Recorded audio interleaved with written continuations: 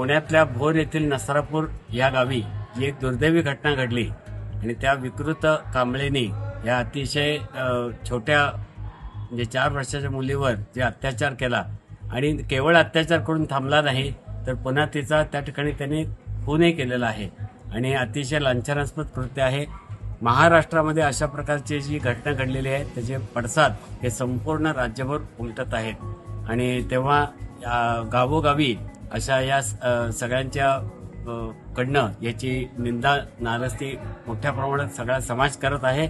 आणि आत्ता सुद्धा सोलापुरामध्ये आम्ही या ठिकाणी सगळे जण एकत्र येऊन याचा एक कृतीशील आराखडा जसा काय करता येईल याचा विचार करण्यासाठी आम्ही बैठक बोलवलेली आहे आणि आत्ताही जुने विठ्ठल मंदिरात ही बैठक पण सुरू आहे. आणि आमची सरकारला महाराष्ट्र सरकारला माननीय मुख्यमंत्री देवेंद्र फडणवीस यांना मनापासून अतिशय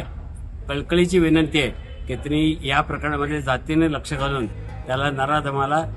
जास्तीत जास्त लवकरात लवकर कशी शिक्षा होईल आणि ती कडक शिक्षा व्हावी की जेणेकरून पुढच्या कोणालाही त्याच्या बाबतीमध्ये असं पाऊल उचलताना या सरकारची आठवण आली पाहिजे. आणि कायद्याचं राज्य आहे महाराष्ट्रामध्ये तेव्हा ते कायद्याचं राज्य राखलं गेलं पाहिजे ही सगळ्यांची जबाबदारी आहे आणि मला वाटतं यासाठी समाजाने एकत्रित संघटित होणं हे अत्यंत आवश्यक आहे. त्यासाठी आता ही बैठक आमच्या इथं सोलापुरात आम्ही केलेली आहे आणि एकदा ते प्रकरण